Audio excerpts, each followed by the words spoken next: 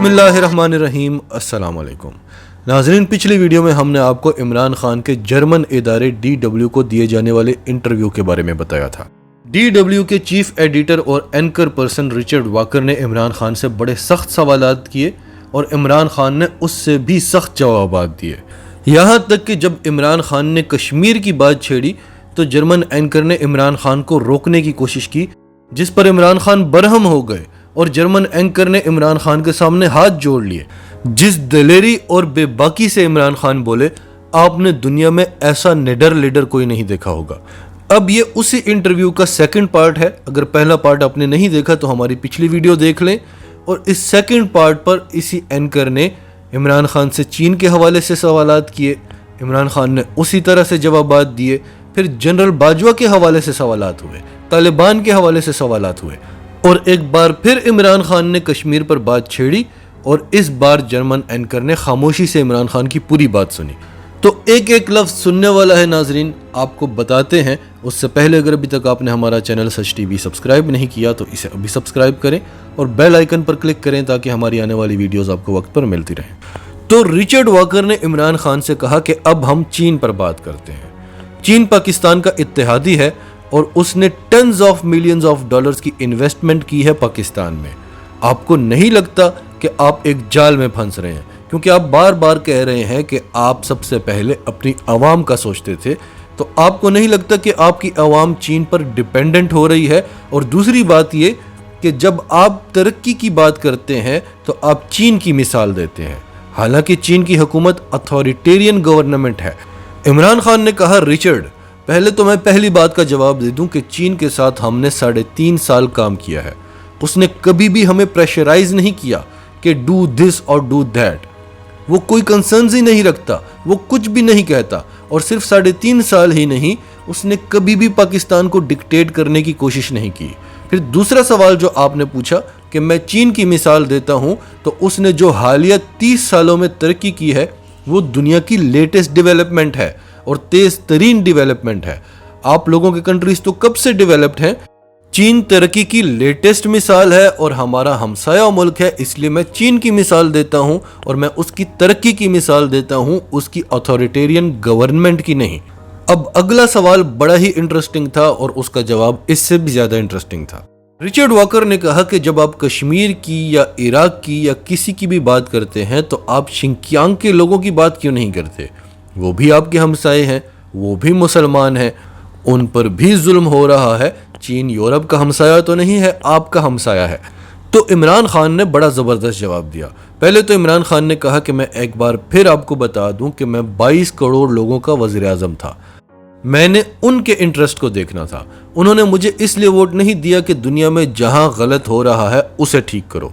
ये काम आप लोगों को करने चाहिए क्योंकि आपकी आवाम को मसाइल नहीं है, लेकिन फिर भी आप लोग नहीं करते। हम तो ये काम अफोर्ड ही नहीं कर सकते। आप लोगों को शिंकियांग नजर आता है क्योंकि आप चीन के अगेंस्ट हैं। आपके मफादात में है कि आप चीन को प्रेशराइज करने की कोशिश करें, उसे तरक्की करने से रोकें।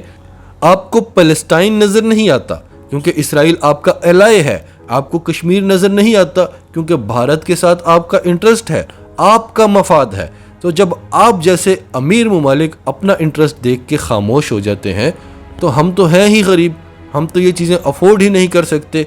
आप तो तरक्की कर चुके हैं, आपको चाहिए कि दुनिया में जहां वाकई में गलत हो रहा है उसे रोकें। शिंकियांग में वो सब कुछ नहीं हो रहा जो कश्मीर में हो रहा है और वो हमारा डायरेक्ट कन्फ्लिक्ट है। आपको पता होना चाहिए कि कश्मीर भारत और पाकिस्तान का डिस्प्यूट है और जो जुल्म वहाँ होता है कहीं भी नहीं होता।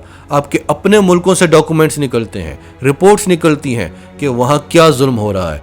यूनाइटेड नेशंस से रिपोर्ट्स निकलती हैं, ह्यूमन राइट ऑर्गेनाइजेशंस आए रोज भारत के खिलाफ रिपोर्ट्स देती हैं, लेकिन आप खामोश हैं। हम आपकी तरह सिर्फ बातें नहीं कर रहे कि शिंकियांग में ये हो रहा है, शिंकियांग में वो हो रहा है। हमारे पास सबूत हैं। कश्मीर एक नोन इशू है। यूनाइटेड नेशंस की रेजोल्यूशंस हैं कश्मीर पर। 1948 में यूनाइटेड नेशंस ने वादा किया था जो अभी तक पूरा नहीं किया। क्यों? क्योंकि भारत से आपको मफाद है। 1 लाख बंदा कश्मीर में मारा जा चुका है और आप खामोश हैं। आप भारत को कंडेम नहीं करते। क्या यूक्रेन में इतना जुल्म हो गया है? کیا یوکرائن میں اتنے لوگ مارے جا چکے ہیں، لیکن آپ چاہتے ہیں کہ ہم یوکرائن پر روس کو کنڈیم کریں۔ آپ کشمیر پر بھارت کو کنڈیم نہیں کرتے۔ آپ اتنے امیر ہو کر اتنا چھوٹا سا مفاد نہیں چھوڑتے، اور ہم غریب ہو کر اتنے بڑے بڑے مفادات کو بھی نہ دیکھیں۔ آپ کی عوام کی حقوق کے لیے آوازیں اٹھائیں۔ تو رچرڈ نے کہا کہ ایسا نہیں ہے، ہم نے کشمیر پر بہت سارے پروگرامز کیے ہیں، بہت ساری ڈاکومنٹریز بنائی ہیں، ہم نے دنیا کو بتایا ہے کہ کشمیر میں کیا ہو رہا ہے۔ اور ناظرین، اس کا سارا کریڈٹ بھی عمران خان کو جاتا ہے۔ عمران خان نے اس مسئلے کو اتنا اچھالا تھا کہ ہر چینل نے، ہر میڈیا ایجنسی نے اس پر بہت زیادہ رپورٹنگ کی، اور کشمیر کو پوری دنیا جاننے لگی کہ یہ ایک بہت بڑا ایشو ہے۔ اور یہ کام عمران خان نے صرف اور صرف 3.5 سالوں میں کیا۔ تو رچرڈ واکر نے عمران خان کو بتایا کہ ہم نے یہ سارا کام کیا ہے، ہم نے رپورٹنگ بھی کی ہے، ڈاکومنٹریز بھی بنائی ہیں، دنیا کو بتایا ہے کہ وہاں کیا ہو رہا ہے۔ عمران خان نے کہا کہ میں آپ کی بات نہیں کر رہا، آپ تو ایک میڈیا چینل ہیں، آپ کی حکومت کی بات کر رہا ہوں۔ آپ میڈیا چینل ہیں، اگر آپ یہ بات کرتے ہیں تو پھر آپ پاکستان کے میڈیا کے ساتھ بات کریں۔ آپ پاکستان کے اسٹیٹ سے بات کر رہے ہیں، آپ گورنمنٹ آف پاکستان پر سوال کر رہے ہیں، تو میں جواب میں government of Germany, government of England, government of America کی بات کر رہا ہوں۔ آپ اسٹیٹ آف پاکستان سے پوچھ رہے ہیں کہ آپ نے روس کو کنڈیم کیوں نہیں کیا کہ روس یوکرائن میں جو کچھ بھی کر رہا ہے۔ آپ اسٹیٹ آف جرمنی سے بھی پوچھیں کہ آپ بھارت کو کنڈیم کیوں نہیں کرتے، بھارت جو کچھ کشمیر میں کر رہا ہے۔ عمران خان نے کہا میری انجیلا میرکل سے بھی بات ہوئی، اور وہ سب جانتے ہیں کہ کشمیر میں کیا ہو رہا ہے، لیکن وہ خاموش ہیں کیونکہ ان کے عوام کے مفادات جڑے ہوئے ہیں بھارت کے ساتھ۔ پھر رچرڈ واکر نے طالبان کے حوالے سے عمران خان پر سوال کیا کہ آپ افغان جنگ میں طالبان کی بڑی حمایت کرتے تھے، اب ہم افغانستان کو چھوڑ آئے ہیں، اب وہاں طالبان وہاں کے افغانیوں کو انسانی حقوق سے محروم کر رہے ہیں، وہاں پر وومن رائٹس نہیں ہیں، بچیوں کو تعلیم نہیں مل رہی، وغیرہ وغیرہ۔ تو کیا آپ اب پچھتاتے ہیں کہ آپ نے طالبان کی حمایت کیوں کی تھی؟ عمران خان نے کہا کہ رچرڈ یہ تم غلط بات کر رہے ہو، میں طالبان کی نہیں، میں افغانیوں کی حمایت کرتا تھا، میں پرو طالبان نہیں ہوں، میں پرو افغان ہوں۔ آپ افغانستان کی ہسٹری اٹھا کر دیکھ لیں، سوویت یونین وہاں پر آیا، اس کے ساتھ کیا ہوا، برطانیہ وہاں پر آیا، اس کے ساتھ کیا ہوا۔ وہ انڈیپینڈنٹ لوگ ہیں، وہ غلامی کو تسلیم نہیں کرتے، آخری سانس تک تسلیم نہیں کرتے۔ آپ وہاں 20 سال رہے، کیا آپ نے مسائل کا حل نکال لیا؟ میں نے تو آپ کو 20 سال پہلے کہا تھا، جو آپ کو 20 سال بعد سمجھ آئی۔ میں طالبان کی حمایت نہیں کرتا، لیکن میں صرف اتنا کہتا ہوں کہ اگر وہاں پر ایک گورنمنٹ سٹیبل ہوگی تو وہاں پر امن بھی آئے گا، ترقی بھی ہوگی۔ آج 40 سال کے بعد افغانیوں نے آزادی دیکھی ہے، میں اس لیے خوش تھا۔ اور جہاں تک بات انسانی حقوق کی ہے، افغان قوم کو اپنا حق لینا آتا ہے، وہ اپنے حقوق خود ہی لے لیں گے، آپ ان پر امپوز نہیں کر سکتے، آپ ان کو فورس نہیں کر سکتے۔ اگر یہ چیزیں جنگوں سے حل ہونی ہوتی تو آپ 20 سال میں کر لیتے، اور پھر آپ وہاں پر جو کچھ بھی کر رہے تھے اس کا ڈائریکٹ افیکٹ پاکستان پر ہو رہا تھا۔ پھر رچرڈ واکر نے کہا کہ آپ جو امریکہ پر الزام لگا رہے ہیں کہ امریکہ نے آپ کے خلاف سازش کی ہے، ہمیں یہ اطلاعات ملی ہیں کہ آپ فوج پر اپنا اعتماد کھو بیٹھے تھے، اور جنرل باجوہ نے آپ کو ہٹایا ہے، امریکہ نے نہیں۔ عمران خان نے کہا کہ میں جو کچھ کہہ رہا ہوں ایسے ہی نہیں کہہ رہا، میرے پاس اطلاعات ہیں، میرے پاس ثبوت ہیں۔ امریکن ڈپلومیٹ ڈونلڈ لو کی ہمارے سفیر اسد مجید خان کے ساتھ ملاقات ہوتی ہے، وہ اسے ایک مراسلہ دیتا ہے، اور اس مراسلے میں لکھا ہوتا ہے کہ تحریک عدم اعتماد آئے گی، اس میں اگر آپ عمران خان کو نکلوا دیتے ہیں تو آپ کے سارے گناہ معاف۔ اور اس کے بعد ہمیں نہیں پتہ کہ تحریک عدم اعتماد آ رہی ہے، اس کے بعد تحریک عدم اعتماد آ جاتی ہے، اور اس کے بعد ہمارے لوگ ہمارا ساتھ چھوڑنا شروع کر دیتے ہیں، اور اس سے پہلے ہمارے لوگوں کی امریکن ایمبیسی میں ملاقاتیں ہوتی ہیں۔ عمران خان نے کہا کہ جب 2018 میں مجھے گورنمنٹ ملی تھی تو اس وقت پاکستان کی جو معیشت تھی وہ دیوالیہ ہونے کے بالکل قریب تھی۔ آپ ریکارڈ نکال کر دیکھ لیں، گوگل کر لیں، آپ کو پتہ چل جائے گا۔ اور پھر اوپر سے کورونا آ گیا، تو پہلے 2 سال بہت ہی ٹف تھے۔ جس طرح کی معیشت ہمیں ملی تھی، تاریخ میں کسی حکومت کو ایسی معیشت نہیں ملی، تو وہ 2 سال بڑے ٹف تھے، ہم لڑے، ہم نے مقابلہ کیا۔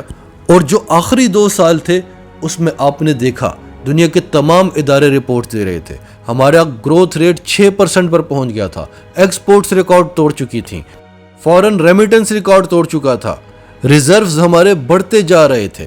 اور اس پورے سب کانٹیننٹ میں سب سے کم ان ایمپلائمنٹ ریٹ پاکستان میں تھا. تو ہمارے لوگوں نے جب پہلے 2 سالوں میں ہمارا ساتھ نہیں چھوڑا تو اس ترقی کے بیچ میں کیوں چھوڑ کر چلے گئے؟ تو رچرڈ نے کہا کہ آپ نے یہ جواب تو دے دیا کہ یہ سازش امریکہ نے کی ہے. آپ نے یہ جواب نہیں دیا کہ کیا آپ کو جنرل باجوہ نے نکالا ہے یا نہیں. عمران خان نے کہا کہ میں تو یہی مطالبہ کر رہا ہوں کہ جوڈیشل کمیشن بٹھایا جائے اور اوپن ہیئرنگ ہو, پتہ چل جائے گا کہ کیا ہوا, دودھ کا دودھ اور پانی کا پانی ہو جائے گا. رچرڈ نے کہا کہ مجھے لگتا ہے کہ آپ کو سیکیورٹی چاہیے, اس لیے آپ جنرل باجوہ یا پاکستان کی فوج کے خلاف بات نہیں کر رہے. عمران خان نے کہا کہ ایسا سوچنا بھی نہیں کہ میں اپنی سیکیورٹی کے لیے یہ بات کر رہا ہوں. ہم جس جگہ پہ بیٹھے ہوئے ہیں ہمیں چاروں طرف سے خطرہ ہے اور سب سے بڑا خطرہ ہمارے لیے بھارت ہے, اس لیے ایک مضبوط فوج پاکستان کے لیے بہت ضروری ہے. میں اپنی فوج کو کمزور نہیں دیکھنا چاہتا کیونکہ یہ پاکستان کے انٹرسٹ میں نہیں ہے. تو اینکر نے کہا کہ جتنی بھی پاکستان میں ڈی اسٹیبلٹی ہے اس کی ایک بہت بڑی وجہ یہ بھی ہے کہ آپ کی جو فوجی اسٹیبلشمنٹ ہے اس کا سیاست میں بڑا ہاتھ ہے. عمران خان نے کہا کہ اب ایسا نہیں ہے, اب مارشل لا لگنے کے کوئی چانسز نہیں ہے, اب بہت کچھ بدل چکا ہے اور باقی جو تھوڑا بہت رہ بھی گیا ہے انشاءاللہ اگر اب میری حکومت آئے گی تو پاکستان مکمل طور پر ایک جمہوری اسٹیٹ بن جائے گا. ناظرین, آپ کی اس سب کے بارے میں کیا رائے ہے؟ کمنٹس میں اپنی رائے کا اظہار کرتے رہیں, اور اگر آپ ہمارے چینل پر نئے ہیں تو ابھی سچ ٹی وی کو سبسکرائب کریں, سچ ٹی وی فیملی کا حصہ بنیں, اور ہماری ویڈیوز پسند آئیں تو انہیں لائک کریں, شیئر کریں تاکہ زیادہ سے زیادہ لوگوں تک یہ میسیجز پہنچتے رہیں.